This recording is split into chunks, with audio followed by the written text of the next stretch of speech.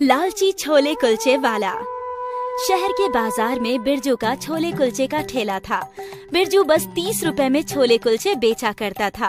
बिरजू के छोले कुलचे बहुत स्वादिष्ट और सस्ते थे। अरे भैया, एक प्लेट छोले कुलचे दे दो। एक प्लेट हमारे लिए भी लगा दो। जी अभी लगाता हूँ। बिरजू के कुछ कस्टमर्स बंधे हुए थे और वो हमेशा वहाँ आकर छोले कुलचे खाया करते थे। हर दिन बिरजू 500 से 600 रुपए तक कमा लिया करता था और खुशी खुशी अपने घर चला जाता था। बिरजू के घर में उसकी माँ और उसकी छोटी बहन साधना रहती थी। साधना कॉलेज में पढ़ाई कर रही थी। भैया, आप आ गए? मैं आपका ही इंतजार कर रही थी। अरे थोड़ा सब्र रख, अभी थक हार के आया है वो, कम से कम उसे पानी तो पिला दे। साधना दौड़ के भीतर गई और एक गिलास पानी लेकर आई। माँ, मैंने भैया के लिए चाय भी बनाई है। ये अच्छा किया। छुटकी, तू कुछ बोल रही थी ना? हाँ भैया, कल कॉलेज में फीस भरने की लास्ट डेट है। अरे हाँ, कितनी फीस भरनी है? 20,000 रुपए। ठीक है। बिरजू अपनी अलमारी से अपने बचत के पैसे ले आया और 20,000 गिनकर साधना को दे दिए। धन्यवाद भैया, आप बहुत अच्छे हो। साधना पैसे लेकर वापस अंदर चली गई। तभी बिरजू ने देखा कि माँ कुछ खुश नहीं लग रही थी। क्या हुआ अम्मा, तुम काहे परेशान हो? इस घर का करता धरता तू है। अब तू इतने पैसे बहन की पढ़ाई में लगाएगा तो उसके ब्याह में पैसे कहाँ से लगाएगा? बेटा, इस पढ़ाई लिखाई से कुछ नहीं होता। तू पैसे बचा और वो तेरी बहन के ब्याह के काम आएंगे। अम्मा, काहे चिंता कर रही हो? छुटकी का ब्याह हम बहुत धूमधाम से करेंगे। अब पहले उसे पढ़ाने दो, अभी वो छोटी है। इससे 2 साल छोटे थे हम जब हमारा ब्याह हो गया था। माँ, वो जमाना और था, ये और है। उसे पढ़ने दो। उसकी पढ़ाई पूरी होते ही हम एक अच्छा लड़का ढूंढकर उसका ब्याह कर देंगे। ठीक है। कभी छोले कुलचे का ठेला अच्छा चलता तो कभी ग्राहक कम आते थे। इसी तरह 1 साल बीत गया। अब साधना की पढ़ाई खत्म होने में बस कुछ ही महीने रह गए थे। जो भी पैसे बिरजू ने बचाए थे उसमें से आधे से ज्यादा साधना की पढ़ाई में खर्च हो गए थे। ये सोचकर ही माँ परेशान थी। हे भगवान, अब तुम ही हमारे बिरजू को समझ दो। साधना के ब्याह के लिए पैसों का इंतजाम कर दो भगवान, कृपा करो। तभी बिरजू घर आया। बिरजू, हमने एक बहुत ही अच्छा रिश्ता देखा है साधना के लिए। लड़का इंजीनियर है और 20,000 रुपए कमाता है। ये तो बहुत अच्छी बात है अम्मा। आगे की बात बढ़ाने से पहले हमने सोचा कि एक बार तुमसे पूछ लें। अच्छा रिश्ता है तो शादी में खर्चा भी अच्छा ही होगा ना? कोई बात नहीं अम्मा, तुम बात चलाओ, देखते हैं क्या कर सकते हैं। बिरजू जानता था कि उसके पास इतने पैसे नहीं हैं कि वो साधना की शादी धूमधाम से कर सके, पर उसने माँ को ये बात नहीं बताई। अब बिरजू इस सोच से परेशान हो गया था कि वो पैसे कहाँ से लाएगा और इसी बारे में बात करने के लिए वो अपने काका के घर गया। अरे आओ आओ बिरजू, कैसे आना हुआ? अब क्या बताऊं काका, साधना की शादी का सोच रहे हैं। हमारे पास इतने पैसे तो हैं नहीं कि शादी धूमधाम से करें। आप किसी को जानते हैं जो हमें कर्ज दे सके? कर्ज तो तुझे मिल जाएगा बिरजू, पर मेरे पास एक और रास्ता है जिससे तू ज्यादा पैसे इकट्ठे कर सकता है। वो कैसे काका? मेरा परिचित एक सेठ है, वो शादियों का कॉन्ट्रैक्ट लेते हैं। उन्होंने कहा था कि उन्हें छोले कुलचे वाले की जरूरत है। तू कहे तो तेरी बात करवा दूं। नेकी और पूछ-पूछ, अभी बात करवा दीजिए काका, आपका बड़ा एहसान रहेगा। बिरजू के काका उसे शादियों के इवेंट करने वाले के पास ले गए। प्रणाम सेठ जी। अरे आओ आओ। सेठ जी, आपको एक छोले कुलचे वाले की जरूरत थी ना? ये बाजार का मशहूर छोले कुलचे वाला है। इसके छोले कुलचों का स्वाद ही निराला है। अच्छा, मुझे ऐसे ही किसी की तलाश थी। बेटा एक काम करो, कल एक शादी है, तुम वहीं आ जाओ। देखते हैं लोगों को तुम्हारे छोले कुलचे कितने पसंद आते हैं। जी सेठ जी, मैं पहुंच जाऊंगा। अगले दिन बिरजू ने शादी में छोले कुलचे का स्टॉल लगाया और मेहमान छोले कुलचे का स्वाद ले लेकर खा रहे थे। अरे वाह, क्या स्वाद है! ऐसे छोले कुलचे तो कई सालों से नहीं खाए मैंने। पहली शादी में ही बिरजू के छोले कुलचे हिट हो गए और सेठ ने उसे अच्छे खासे पैसे दिए। वाह बिरजू, तेरे हाथ में तो जादू है। ये ले, और 2 दिन बाद बगल वाले गांव में शादी है, समय पर पहुंच जाना। जी बिल्कुल। बिरजू खुश था। वो अपने ठेले पर भी छोले कुलचे बेचता और जिस दिन उसे कॉन्ट्रैक्ट मिलता वो शादियों में बेचता। ऐसे ही 1 महीना निकल गया। एक शादी में अचानक मेहमान बढ़ गए। छोले कुलचे तो बस 100 लोगों के लिए ही बने थे और मेहमान लगभग 200 थे। अब बिरजू परेशान हो गया था। तभी सेठ उसके पास आए। सुन बिरजू, मैं जानता हूँ कि लोग ज्यादा हैं और सामान कम। एक काम कर, पहले से छोटे कुलचे बना और छोले में ज्यादा पानी मिला दे। पर किसी को पता चला तो लोग क्या कहेंगे? किसी को कुछ नहीं पता चलेगा। शादी में लोग बस खाने आते हैं। तू वैसा ही कर जैसा मैं बोल रहा हूँ। बिरजू ने छोले में पानी मिला दिया और छोटे छोटे कुलचे बनाने लगा। मेहमान छोले कुलचे खा रहे थे और किसी को पता नहीं चला कि छोले कुलचे में मिलावट थी। शादी के बाद बिरजू को अपने पैसे मिल गए। अगले दिन बिरजू अपने ठेले पर था। शादी में तो किसी को कुछ पता नहीं चला, तो क्या मैं वही यहाँ भी करूँ? इससे तो मेरा मुनाफा बढ़ जाएगा। वाह! इस सोच के साथ बिरजू ने छोले में पानी मिला दिया और कुलचे भी छोटे छोटे बनाने। 1 प्लेट छोले कुलचे देना। बिरजू ने छोले कुलचे दिए। उस ग्राहक ने खा लिया। लगता है बिरजू, तुम्हारे छोले कुलचे में कुछ ज्यादा ही स्वाद है।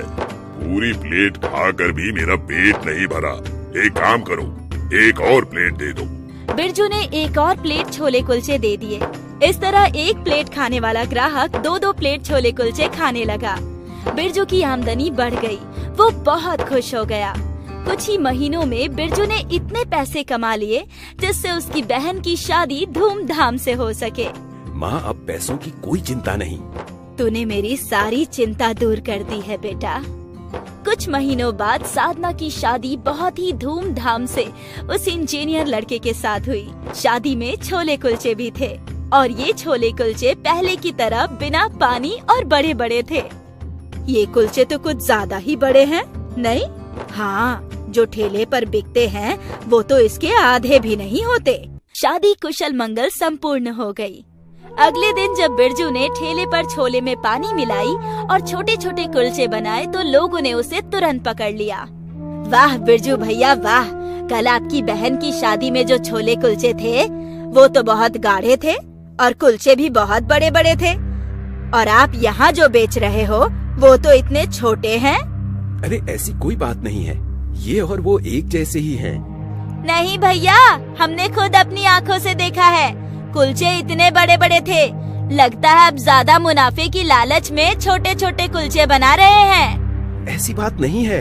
हम सब समझते हैं अच्छे से।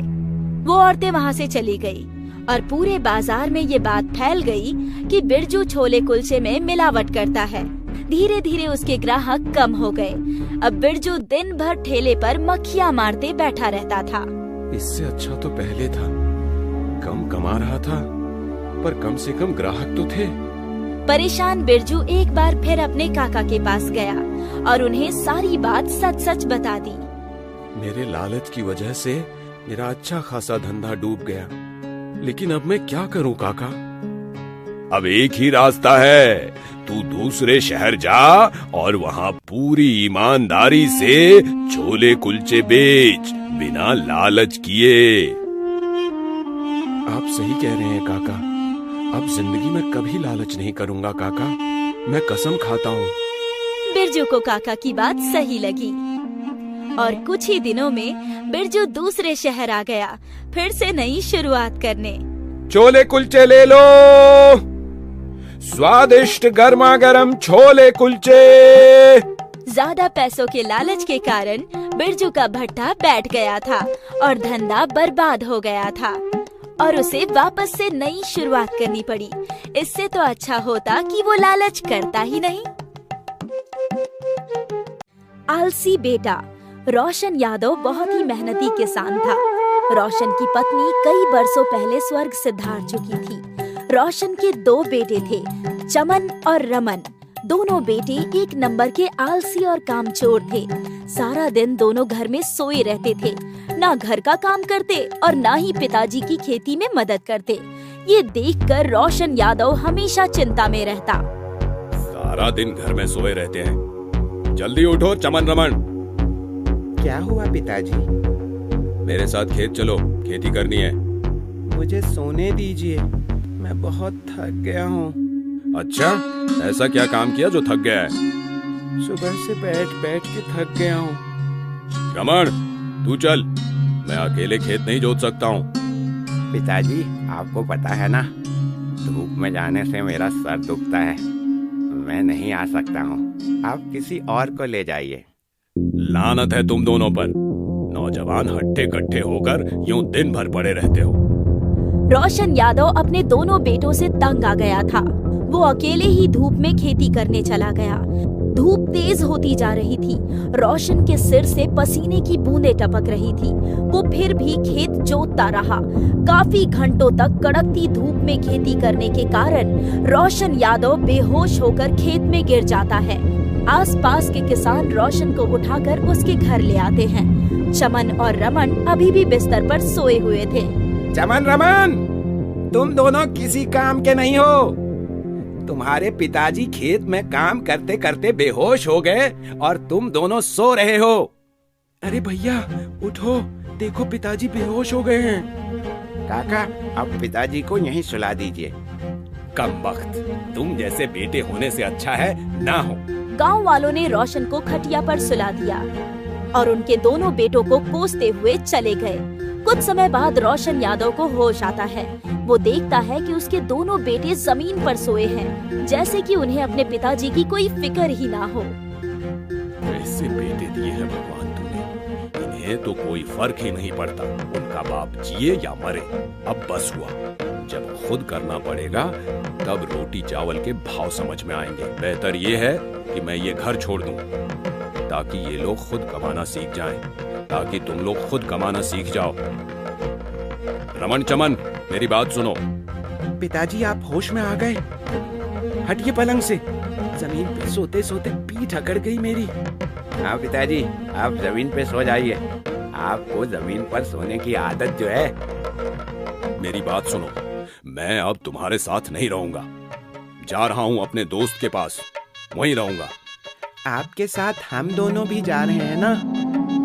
मैं तुम दोनों को पाल रहा हूँ, क्योंकि मैं तुम दोनों का बाप हूँ, वो नहीं। मुझसे जितना हुआ तुम दोनों के लिए मैंने किया। अब मैं कुछ साल आराम करना चाहता हूँ, इसीलिए मैं जा रहा हूँ।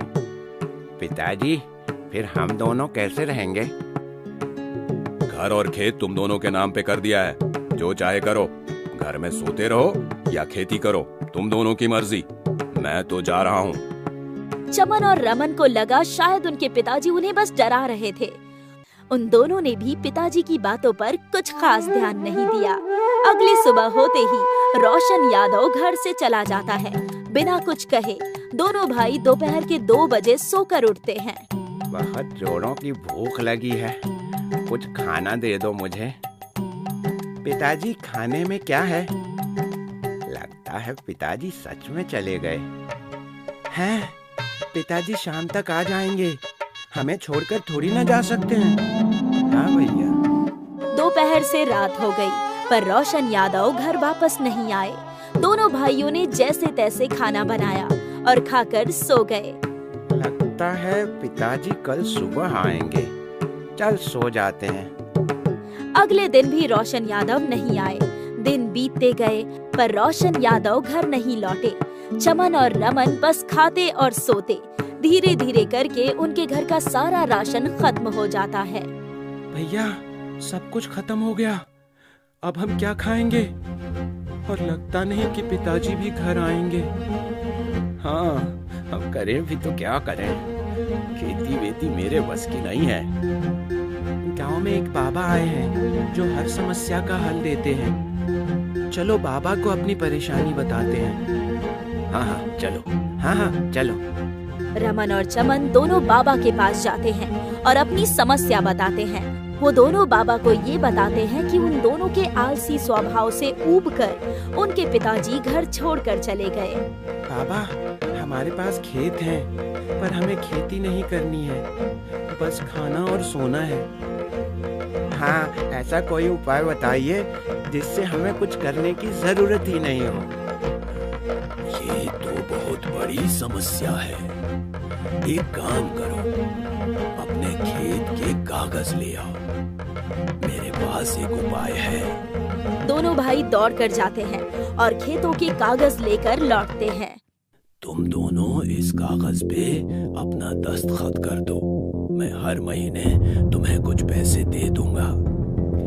सच्ची? हाँ, अब तुम दोनों को कुछ करने की जरूरत नहीं, बस आराम करो बच्चा, ये दस्तखत कर दो। रमन और चमन ने कागजों पर दस्तखत कर दिए। बाबा ने उन्हें कुछ पैसे दिए। पैसे लेकर दोनों घर लौट आए। अरे वाह, बाबा ने तो हमारी चिंता ही दूर कर दी। हाँ भाई, मैंने बोला था ना। हाँ, अब हम बस खाएंगे और सोएंगे। बिल्कुल, हमें काम करने की कोई जरूरत नहीं। कुछ दिन तो दोनों भाइयों के बहुत आराम से पर कुछ दिनों बाद पता चलता है बाबा सारे गांव वालों को लूटकर भाग गया है। अब रमन और चमन के पास खेत भी नहीं थे खेती करने के लिए। दोनों भूख से तड़प रहे थे। भैया, अब क्या करें? हमारे खेत भी चले गए। अब समझ आ रहा है पिताजी सब कुछ कैसे करते थे। हाँ भैया, पिताजी ने बहुत कुछ किया था। तभी उनके घर में गांव के मुखिया जी आते हैं। रमन चमन, तुम्हारे पिताजी जाते जाते एक चिट्ठी और कुछ पैसे दे गए थे। उस चिट्ठी में लिखा होता है, जब मैं तुम दोनों के साथ नहीं रहूंगा तभी तुम दोनों को समझ आएगा। और बच्चों सुनो, जो पैसे हैं वो सोच समझ कर खर्च करना। मैं तुम दोनों से बहुत प्यार करता हूँ और मुझे यकीन है कि तुम दोनों बहुत काबिल हो। मैं जल्द ही लौट आऊंगा। और ये पढ़कर वो दोनों भाई रो पड़े।